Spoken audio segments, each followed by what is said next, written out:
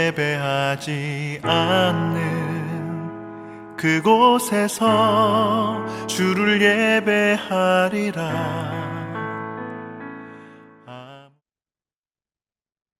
오늘 하나님께서 우리들에게 주시는 말씀은 와서 우리를 도우라 사도행전 16장 6절에서 15절의 말씀입니다. 한 절씩 교독하고 마지막 절을 함께 봉독합니다. 아시아에서 말씀을 전하는 것을 성령이 막으심으로 그들은 부르기아와 갈라디아 지방을 거쳐가서 무시아 가까이 이르러서 비두니아로 들어가려고 하였으나 예수의 영이 그것을 허락하지 않으셨다. 그래서 그들은 무시아를 지나서 드로아에 이르렀다. 여기서 밤에 바울에게 환상이 나타났는데 마케도니아 사람 하나가 바울 앞에 서서 마케도니아로 건너와서 우리를 도와주십시오 하고 간청하였다. 그 환상을 바울이 본 뒤에 우리는 곧 마케도니아로 건너가려고 하였다. 우리는 마케도니아 사람들에게 복음을 전하기 위하여 하나님께서 우리를 부르신 것이라고 확신하였기 때문이다. 우리는 드로아에서 배를 타고 사모드라게로 직행하여 이튿날 네아폴리로 갔고 거기에서 빌립보에 이르렀다. 빌립보는 마케도니아 지방에서 으뜸가는 도시요 로마 식민지였다. 우리는 이 도시에서 며칠 동안 묵었는데 안식일에 성문 밖 강가로 나가서 유대 사람들이 기도하는 처소가 있음직한 곳을 찾아갔다. 우리는 거기에 앉아서 모여든 여자들에게 말하였다. 그들 가운데 루디아라는 여자가 있었는데 그는 자색 옷감 장수로서 두아디라 출신이요 하나님을 공경하는 사람이었다. 주님께서 그 여자의 마음을 여셨으므로 그는 바울의 말을 귀담아 들었다. 그 여자가 집안 식구와 함께 세례를 받고 나서 나를 주님의 신도로 여기시면 우리 집에 오셔서 묵으십시오 하고 간청하였다. 그리고 우리를 강권해서 자기 집으로 데리고 갔다. 아멘. 저희 가정은 제가 22살 때 지방의 소도시에서 서울로 이사를 왔습니다. 서울에 와서 그 많은 프랜차이즈 어떤 음식점, 식당들 있지 않습니까? 제 고향에 없었던 것들도 서울에는 많이 있었기 때문에 서울로 이사 오고 나서야 처음 가본 곳이 꽤 있었습니다. 그래서 가서 주문 실수했던 적도 있었어요. 제가 학부 다닐 때 성격장학금을 받은 적이 있었는데 너무 기뻐서 하나님께서 주신 공돈으로 생각하고 성가대 지휘와 교학교 교사를 하고 있었는데 그 고등부 임원 아이들과 또는 뭐 부장들 다 데리고 성가대의 원들 거의 다 데리고 이제 청년교사들 다 데리고 피자헛에 간 적이 있었습니다. 대략 20명 정도였죠. 그때 기준으로 제 고향에 피자헛은 없어서 제가 가본 적이 없었습니다. 한번 식사를 주문을 하고 계산을 했는데 그날 받았던 그 장학금의 절반 정도를 다 쓰게 되었습니다. 얼마나 제가 무식하게 시켰냐면은 테이블당 그 샐러드 접시는 하나 시키면 되는데 사람 수대로 제가 샐러드를 20개 정도 다 시켜버린 겁니다. 피자도 시키고 사람 수대로 샐러드를 저 접시 시켜서 리필해서 먹으면 되었었거든요. 그때는 그걸 모르고 한 사람당 한 개씩 샐러드까지 다 시켜버려가지고 제가 예상했던 금액보다 훨씬 많이 나왔습니다. 받았던 장학금의 절반을 그렇게 쓰게 되었죠. 처음 가서 그렇습니다. 그 다음에 스테이크하우스 아웃땡이라는 것도 있죠. 대학교에 와서나 처음 가봤습니다. 시킬 줄이나 알아야죠. 서울에서 살고 있던 동기들 한두 명 끼어 있으면 주로 여자들이 잘 주문을 합니다. 어느 정도 익혀야 되는지 하는 질문도 그때는 처음 받아봤었고 뭐 사이드 메뉴가 뭔지 음료가 뭔지 빵을 공짜로 부끄러움 없이 막 달라고 하는 것도 할 줄을 몰라가지고 시켜주는 대로 계속 먹었는데 처음 한 번 가서 시켰던 그대로 한동안 제가 그 레스토랑에 갔었을 때에는 첫 주문했던 그 코스 그대로 비슷하게 반복적으로 계속 주문했습니다. 저희 어떤 서툴렀던 것을 들키지 않기 위해서 그렇게 한 거죠. 이렇게 새로운 것에 대해서 도전하지 못하고 새로운 것을 처음 경험하면 첫 경험을 저는 약간 반복하는 그런 스타일입니다. 되게 안정주의자라고 할 수가 있겠죠. 최근 7, 8년 사이에 오키나와 여행을 3번 갔었습니다. 오래 사역했던 교회에서 사역을 내려놓는다고 휴가를 줘서 한 번은 갔었고 그리고 너무 좋아서 가족여행을 또 한 번 갔었고 작년에는 장모님의 어떤 그 실순 잔치를 겸하여서 한 번 더 모시고 가서 3번을 갔었는데 이 3번의 오키나와 여행의 여행 코스가 거의 동일합니다. 거의 머물렀던 숙소까지도 그 숙소 너무나 좋았으면 그 숙소를 3번 연거푸 계속 가는 겁니다. 한 3군데 숙소 중에서 2군데 정도는 3번 연속 동일하고 여행 일정의 한 80%는 첫 번째나 두 번째나 세 번째나 항상 동일합니다. 저는 이렇게 여행 중에 몰라서 헤매이는 거 싫어하고 비효율적인 거 싫어하고 즉흥적으로 대처해야 될 상황을 만들지 않기 위해서 그런 방법을 많이 선택합니다. 국내 여행을 나름대로 많이 간다고 하지만 정작 갔던 곳의 수는 많지 않습니다. 설악산과 속초 제 기억으로 저는 정말 50번 과장하지 않고 50번은 교육자들 여행 갔던 거 포함하면 50번 간 것 같습니다.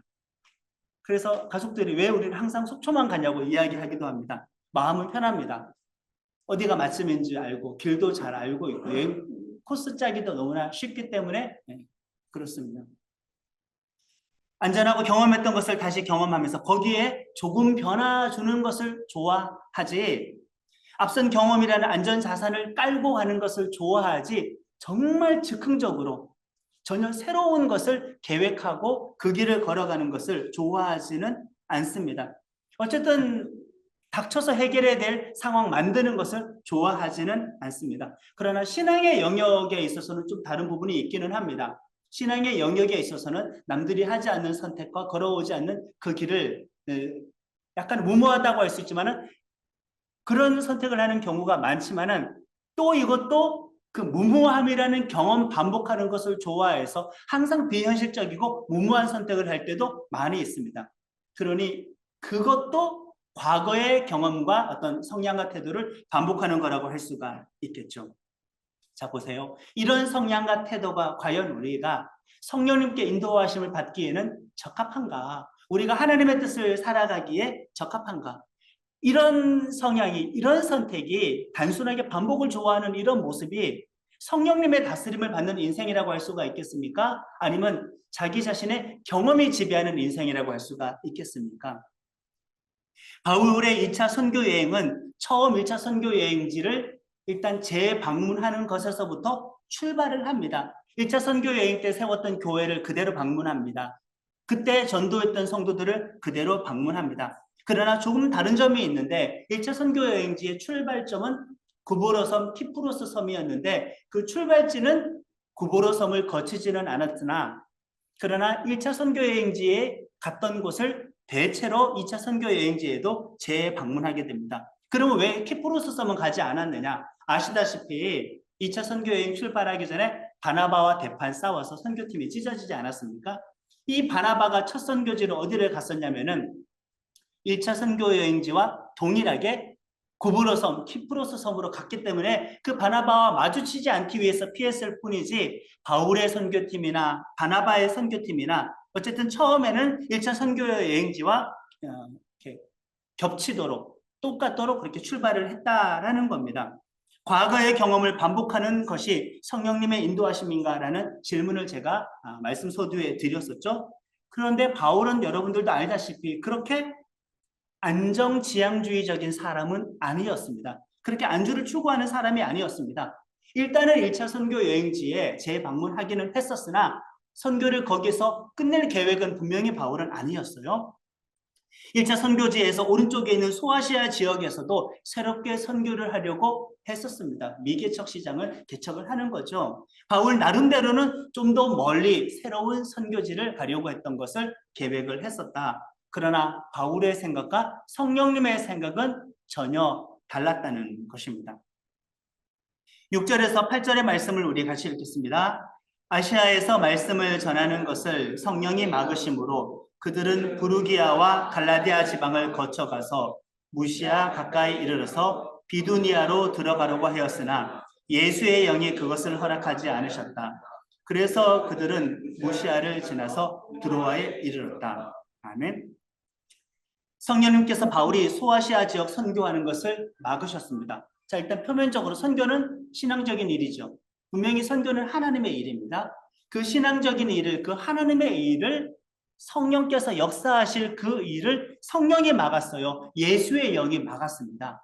선교 계획을 짜는데 그 방향에 6절부터 우리가 8절 읽었던 말씀에 2번 성령님께서 막았다라고 그렇게 기록을 하고 있습니다.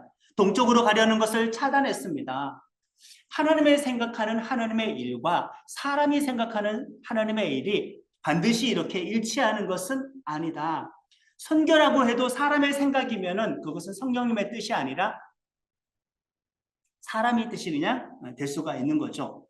1차 선교 여행지에서 오른쪽 길이 막히자 바울은 좀 더 내륙으로, 좀 더 북쪽으로 몇 군데를 돌았습니다. 부르기아를 돌아서 전도했고 갈라디아 땅에 가서 복음을 전했습니다. 그리고 아시아 대륙 서쪽 끝에 있는 무시아 앞까지 갔다가 다시 동북쪽 가지 않았던 지역, 저 북쪽에 있었던 비두니아 지역으로 선교하려고 했었는데 그것조차도 성령님께서 막으셨다. 여기 우리가 주목해 볼 필요가 있습니다. 본인 나름대로 하나님을 위해서 살아간다고 하지만 하나님께서 그것을 막으실 때가 있다. 바로 지금 바울은 선교지를 확장하려고 해요. 이거 분명히 도전적인 겁니다. 믿음의 모험이고 믿음의 용기이죠. 그럼에도 불구하고 하나님께서 막았다. 분명히 바울은 단순하게 1차 선교 여행지를 반복할 생각은 없었습니다. 그런데 하나님께서는 왜 이렇게 표면적인 하나님의 일을 막으셨을까? 하나님에게도 우선 순위가 있고 우선 계획이 있다. 표면적인 하나님의 일 자체가 하나님의 일이 아니라 성령께서 그때그때 인도하시는 하나님의 일이 하나님의 일이다라는 것을 우리가 꼭 기억해야 하는 것입니다. 바울이 2차 선교 여행 때 디모데와 함께하고 있죠. 지금 실라와 함께하고 있죠. 누가와도 함께하고 있습니다. 나름대로 1차 선교 여행지 한계에 갇혀 있지 않기 위하여서 도전적으로 계속 먼 곳을 모색하고 있는 것은 맞습니다. 그런데 하나님의 생각은 달랐습니다. 더 멀리 가라는 거죠. 완전 새로운 대륙으로 가라는 겁니다. 정말 미개척지로 가라는 것입니다. 아예 그냥 유럽 대륙으로 건너가서 복음을 증거하라는 것이죠. 그러니까 바울이 생각하는 것 그 이상의 새로운 영역, 바울이 생각하는 것 그 이상의 더 먼 곳, 완전하게 미개척지로 가라는 그것이 성령님의 뜻이었었습니다. 지금 이 튀르키예 이 땅에서 멀리 가려고 해도 어쨌든 바울이 생각했던 그 먼 선교지도 1차 선교지와는 협력할 수도 있고 연결고리가 다 있을 수 있는 가까운 거리에 있었다고 볼 수가 있는데 하나님은 그것조차도 용납하지 않고 새로운 땅으로 가게 만들었습니다. 사실 지금 바울의 선교팀 외에 한 선교팀 또 있죠. 누가 있습니까? 바나바 팀이 있죠. 기록을 남기진 않았지만 바나바도 바울 그 이상의 신실한 사도였습니다.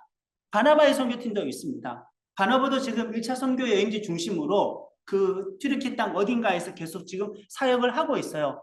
그것과 겹치게 하고 싶지 않으셨기 때문에 바울의 생각과는 다르게 하나님은 그를 좀 더 멀리 보내기 위하여서 가는 길을 2번이나 이렇게 차단하셨습니다. 그리고 드로아라는 항구 도시에 도착하게 되었는데 그 드로아에 도착해서 왜 하나님께서 2번이나 선교 여행을 막으셨는지 알 수가 있었어요. 깨닫지 못했다면 이게 사탄의 역사인가라고 착각할 수도 있었을 것입니다. 9절부터 10절의 말씀을 함께 합니다. 여기서 밤에 바울에게 환상이 나타났는데 마케도니아 사람 하나가 바울 앞에 서서 마케도니아로 건너와서 우리를 도와주십시오 하고 간청하였다. 그 환상을 바울이 본 뒤에 우리는 곧 마케도니아로 건너가려고 하였다. 우리는 마케도니아 사람들에게 복음을 전하기 위하여 하나님께서 우리를 부르신 것이라고 확신하였기 때문이다. 아멘. 밤의 환상 중에 마케도니아 사람이 바울에게 나타나서 우리를 도와달라고 간청을 하게 됩니다. 여기서 우리를 도와달라는 말은 무엇이겠습니까? 예수를 증거해서 구원받게 해달라는 그 요청이지 않겠습니까? 바울조차도 그때의 기준으로는 유럽까지 건너갈 생각은 못했습니다. 낯선 곳을 개척할 생각은 있었지만은 그래도 1차 선교지와는 어느 정도 선교 협력할 수 있는 거리, 선교의 연결고리를 만들 수 있는 그 정도의 모험을 생각했었지만은 하나님의 생각은 전혀 달랐다. 유럽으로 건너간다라는 자체는 1차 선교지에서의 설립했던 교회와 아무런 연결고리가 생기지 않게 됩니다. 선교 협력도 제대로 구할 수 없게 됩니다. 완전히 그냥 맨 땅에서 헤딩하는 사역을 해야 되는 그런 상황을 성령께서 이렇게 유도해 가신다라고 한 것이죠. 우리라면은 이런 선택을 하지는 않습니다. 과거의 업적과 성과를 기반으로 약간의 변화를 주는 정도, 과거의 안정적인 사회의 열매를 기반으로 그 협력을 기반으로 도움받을 수 있는 약간의 모험과 변화를 추구하면서 살아가는 것이 보통 사람들의 선택 아니겠습니까? 그리고 표면적으로 그것은 분명히 하나님의 일이기 때문에 당연히 하나님께서 그것을 인도하시리라고 생각을 하고, 그런 선택 상황에서 만약에 방해가 온다면은 그것은 성령님의 뜻이 아니라 사탄의 역사라고 오해하기가 참 쉬울 것입니다. 사람의 생각과 하나님의 생각이 이렇게 다르다라는 거지요.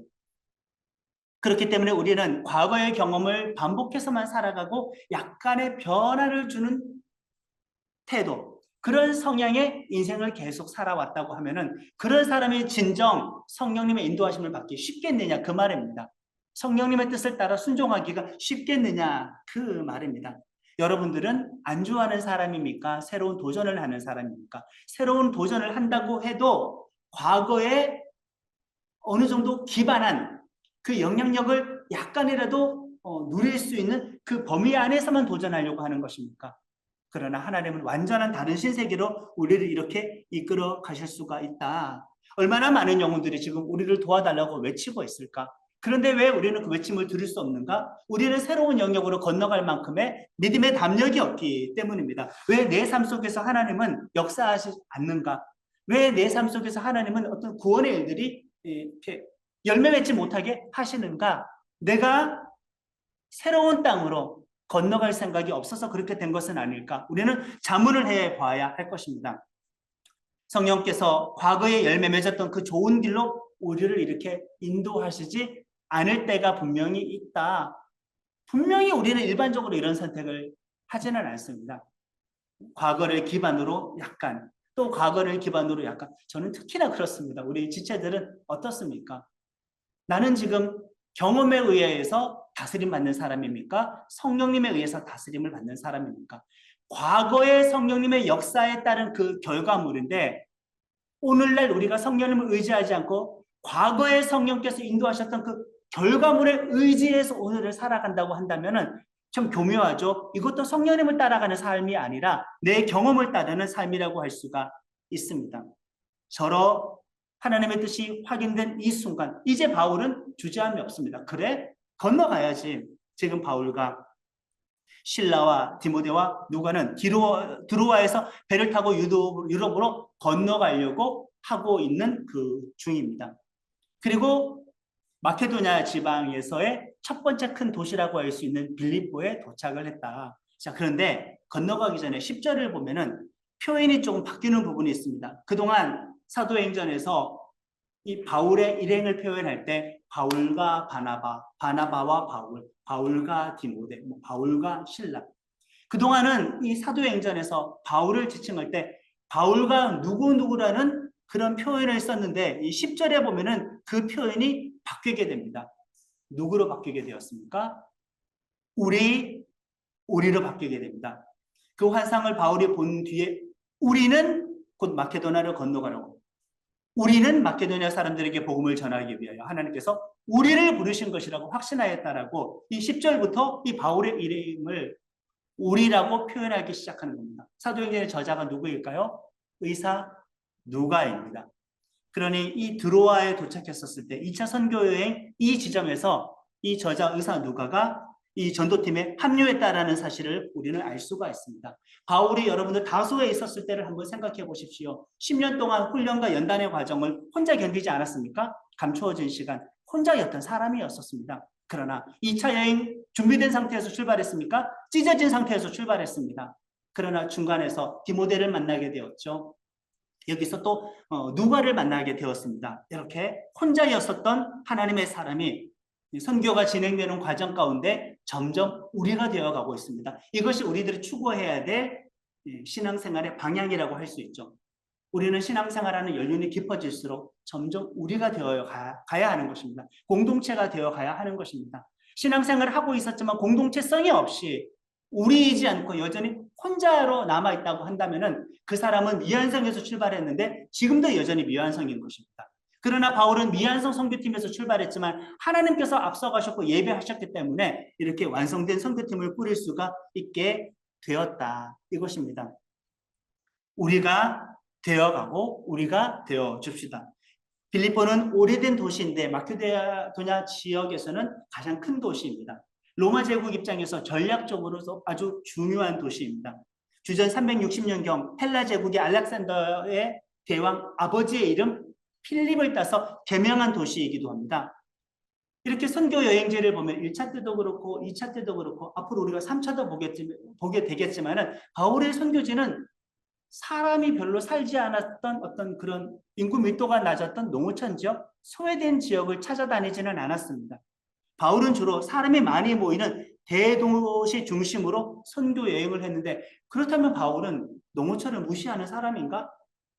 사람 살지 않는 지역은 무시하는 사람인가? 많은 사람이 모여 있었던 도시만 좋아하는 건가? 오늘과 그때의 기준이 다르다는 것을 알아야 됩니다. 지금은 복음이 많이 확산이 되었잖아요. 지금 우리들의 기준으로는 소외 지역을 찾아야죠. 틈새를 공략해야 되죠.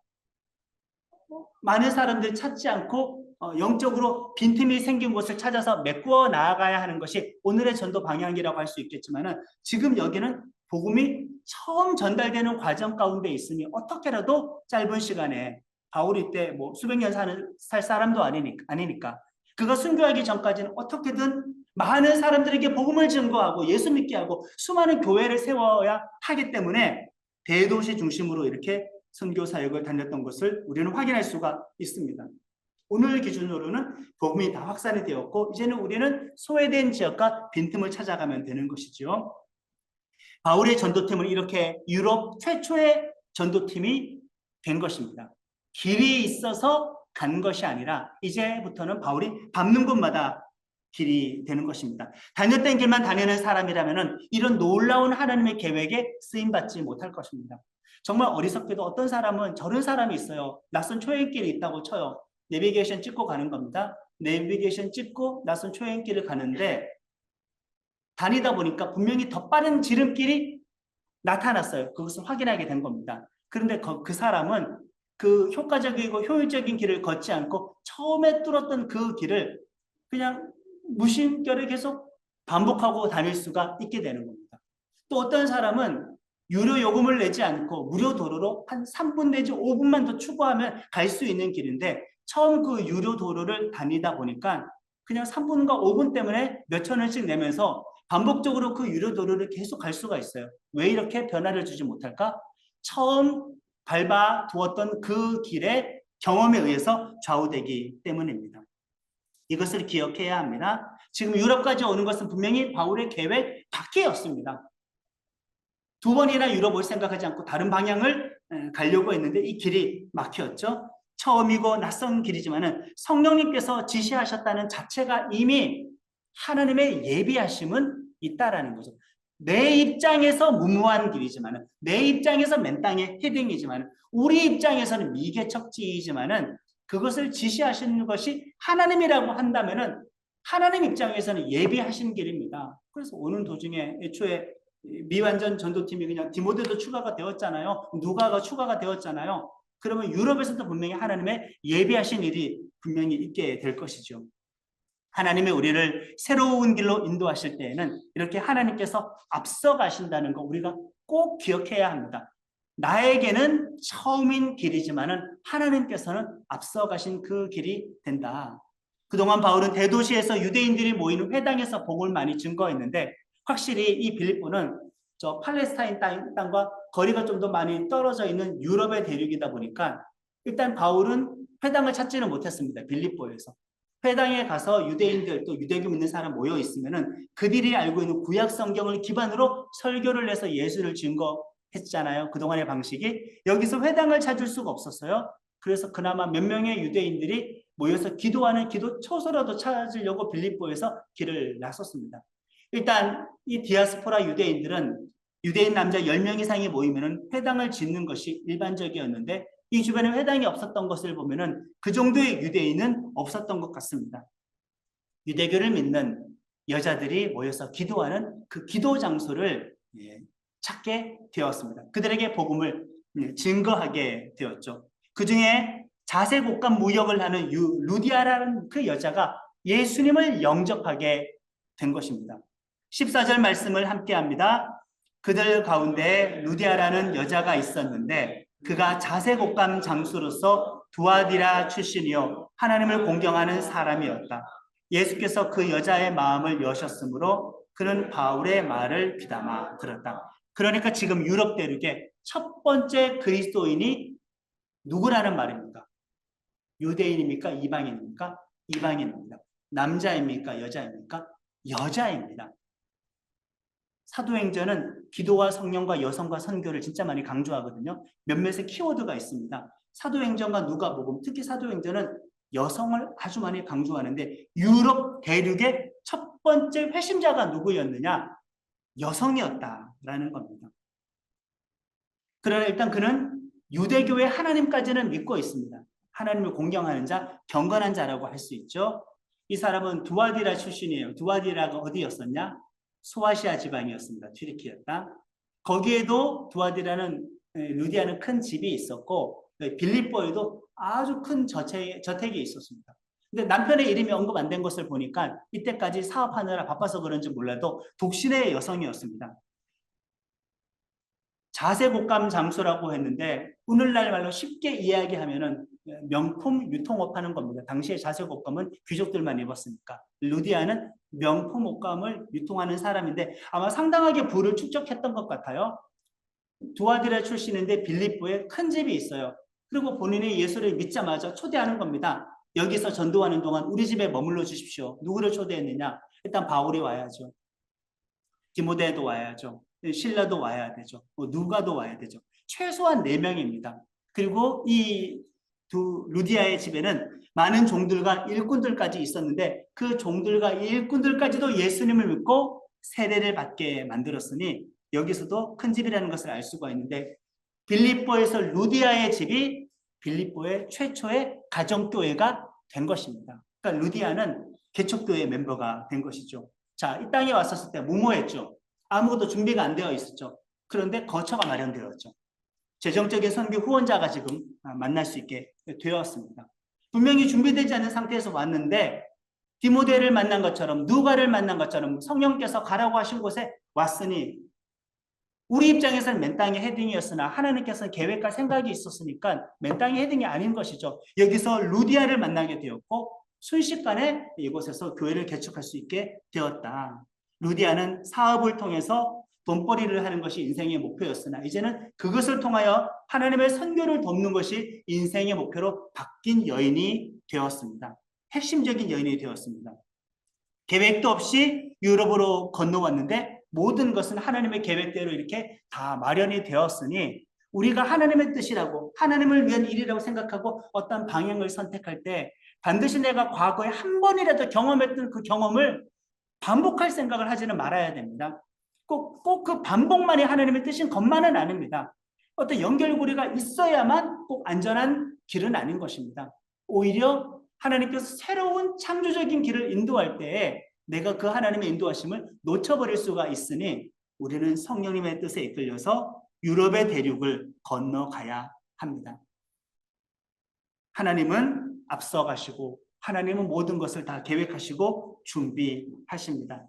성령님의 뜻을 따라서 미지의 영역으로 뛰어들어가는 나는 교회 성도들이 되기를 예수님의 이름으로 축복합니다. 각자 넘지 못했던 그 바다를 건너서 개척하지 못했던 그 마게도냐 땅으로 담대하게 뛰어서 건너갈 수 있는 그런 나는 교회 지체들이 되기를 예수님의 이름으로 축원합니다. 2차 선교 여행 도중 디모데, 누가 루디아를 만난 것처럼 하나님은 앞서가셔서 이미 예비하시고 혼자였던 우리를 점점 우리가 되게 만들어 가십니다. 여러분들은 앞으로 점점 더 우리가 되어 갈 것입니다. 우리를 통하여 하나님의 뜻을 이루십니다.